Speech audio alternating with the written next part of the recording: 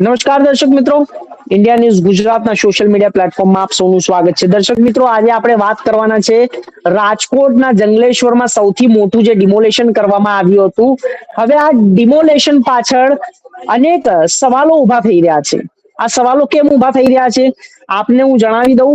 કારણ કે આ સવાલો એટલા માટે ઉભા થઈ રહ્યા છે કે જે ડિમોલેશન કરવામાં આવ્યું હતું તે ડિમોલેશન હતું કે શાહી જમણવાર હતો તે હજુ સુધી ખ્યાલ નથી આવી રહ્યો. કારણ કે 90 લાખ રૂપિયા ખાલી ખાવા પીવા પાછળ વાપરવામાં આવ્યા છે. તો દર્શક મિત્રો, આ 90 લાખ રૂપિયા ખાવા પીવા પાછળ વાપરવામાં આવ્યા છે. સાથે સાથે 12 લાખ રૂપિયાની વિડીયોગ્રાફી થઈ છે. 5000 થી વધુ કર્મચારીઓ ત્યાં સ્થળ ઉપર હાજર હતા. આપને શું લાગે છે કે આ જનતાના પૈસે ધુમાડો છે કે ખાલી આ કામ થઈ રહ્યું છે? કોણે કોન્ટ્રાક્ટ સોંપવામાં આવ્યો હતો અને આ કોન્ટ્રાક્ટ સોંપવામાં આવ્યો હતો તો તેની પાછળ કોઈ તપાસ કરવામાં આવી રહી છે? કારણ કે જે કોન્ટ્રાક્ટ સોંપવામાં આવ્યો હતો તેમનો કોઈ ભાવ નક્કી કર્યા હતા? કારણ કે 90 લાખ રૂપિયા ખાણી પીણી પાછળ વાપરવામાં આવ્યા છે. આ માનવામાં જ નથી આવી રહ્યું. આ તો રાજશાહી છે. અને જે કામ કરવા માટે કર્મચારીઓ આવ્યા હતા કે પ્રવાસ માટે આવ્યા હતા? આ તમામ જે પ્રશ્નો છે તે ઉભા થઈ રહ્યા છે. અને રાજકોટની જનતા જે ડિમોલેશન માટે આજે સામે આવ્યું હતું પ્રશ્નો, તેને લઈને પણ સવાલો ઉભા કરી રહી છે. તો અત્યારે હાલ જે રિપોર્ટ સામે આવ્યો છે કે 90 લાખ રૂપિયા તો ખાવા પીવાના બિલ પાછળ વાપરવામાં આવે છે. બિલ સામે આવ્યું છે. સાથે સાથે ચા નાસ્તો, કાજુ કતરી, આવા મોઘી મોઘી દાટ જે હજારો રૂપિયાની કિલોની કાજુ કતરીઓ છે તે પણ ત્યાં આવી હતી. તો આ પૈસા કોના છે? ક્યાંથી આ પૈસાના આટલા બધા ધુમાડા કરવામાં આવે છે? અને શા માટે આ કરવામાં આવ્યું? કારણ કે કોઈએ પરમિશન આપી હશે ત્યારે જ કર્યું હશે, કાં તો પરમિશન સાથે આ મામલો જોડાયેલો છે કે નથી જોડાયેલો તેની તપાસ પણ હજુ ચાલુ કરી દેવામાં આવી છે. તો સાથે સાથે 12 લાખ રૂપિયાની વિડીયોગ્રાફી થઈ છે. કોઈ લગ્ન પ્રસંગ તો હતો નહીં કે કોઈ રાજા કે રાણીનો તો કોઈ આ લગ્ન પ્રસંગ હતો નહીં, એમાં 12 લાખ રૂપિયા ખર્ચી નાખવામાં આવ્યા છે. તો આ સ્પષ્ટપણે દેખાઈ રહ્યું છે દર્શક મિત્રો કે જનતાના પૈસે આ કેટલો મોટો ધુમાડો થઈ રહ્યો છે અને કેટલો મોટો ભ્રષ્ટાચાર થઈ રહ્યો છે. આ કોઈ નાની વાત નથી. 90 લાખ રૂપિયા ખાલી ખાણી પીણી અને ચા નાસ્તામાં, પાણીની બોટલોમાં. દર્શક મિત્રો, આ એક જાણીને નવાઈ લાગશે કે ડિમોલેશન કરવા આવેલું જ્યારે કર્મચારીઓને આટલી બધી જ્યારે કહેવાય તો સુવિધાઓ આપવી પડતી હોય છે તો સરકારી નોકરી શા માટે કરે છે? સરકારી નોકરીનો મતલબ શું? સરકારમાંથી પણ પૈસા લેવા અને સરકાર જોડે રહીને પણ પૈસા લેવા અને સરકારની આડમાં પણ પૈસા લેવા. તો શું કરવાનું આવા સરકારી કર્મચારીઓનું?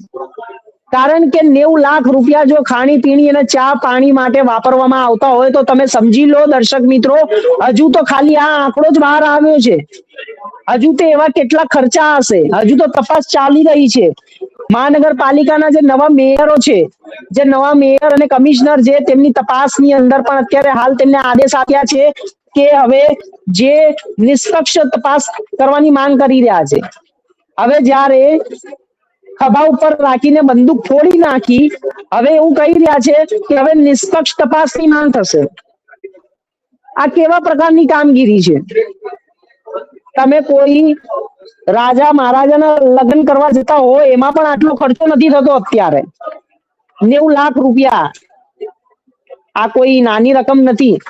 12 લાખ રૂપિયા વિડીયોગ્રાફીમાં અને હજુ તો બીજા ખર્ચા અલગ. કાજુ કતરી શા માટે? કોઈ ભાઈ પ્રસંગ હતો કે કોઈનો જન્મદિવસ હતો?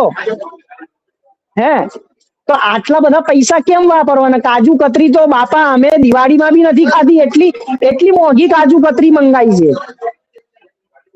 આ જાણીને દુઃખ થાય છે, નવાઈ પામે છે કે કેટલી હદ સુધી સરકારી કર્મચારીઓ જ્યારે સત્તાનો દુરુપયોગ કરે છે, પૈસા વાપરી ખાય છે, જનતાના પૈસા વાપરી ખાય છે. આ એક એક પૈસાનો હિસાબ જો આ જ્યાં સુધી સરકારી કર્મચારીઓ નહીં આપે ત્યાં સુધી આ લોકોને છોડવામાં ના આવે. મોટા મોટા દાતાઓની વાત થાય છે, તમે સરકારી કામ કરો છો, માની લીધું ડિમોલેશન કરી નાખ્યું.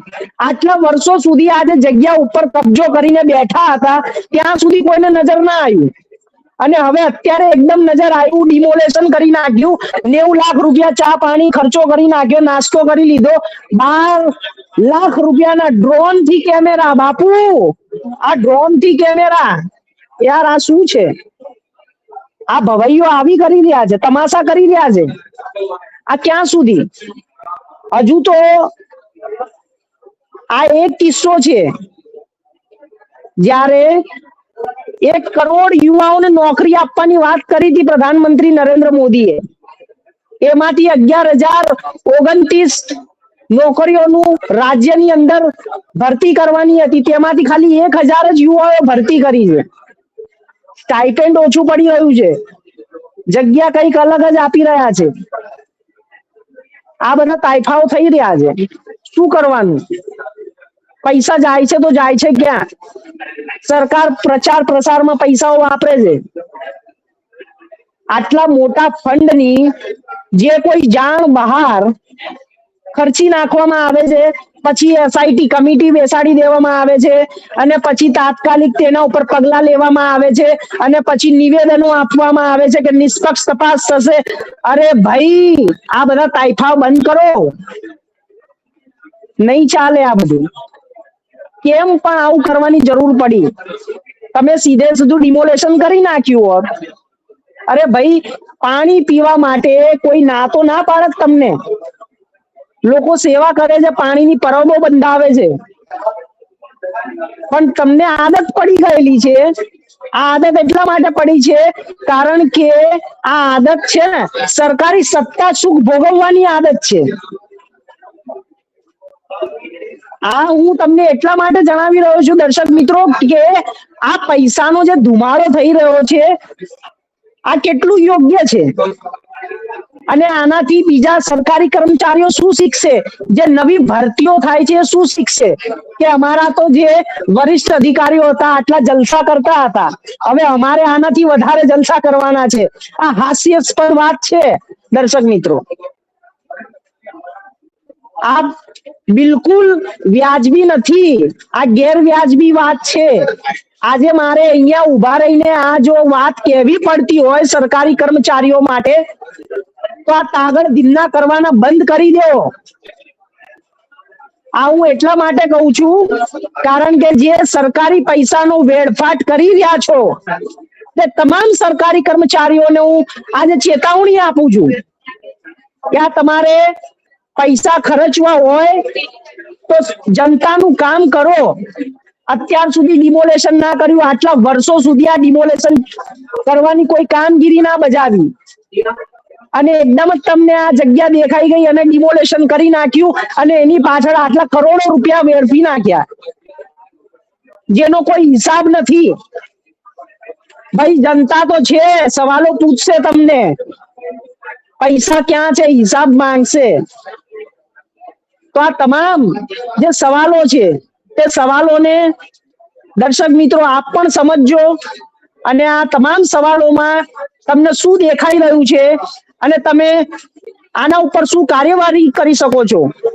આ જનતાને હું સોંપી રહ્યો છું આ કામ, કારણ કે આવા જે સરકારી બાબુઓ છે જે ભ્રષ્ટાચાર સાથે લિપ્ત છે, જે કરોડો રૂપિયા વેડફાટ કરી નાખે છે જનતાને, મોજ મસ્તી જલસા રાજશાહી જીવન, અને પછી પોતાને બ્યુરોક્રેટ્સ ગણાવે છે. કેટલું યોગ્ય છે આ? તો હાલ અત્યારે આટલું જ. ફરી એક નવા મુદ્દા સાથે મળીશું, ત્યાં સુધી રજા આપશો. નમસ્કાર.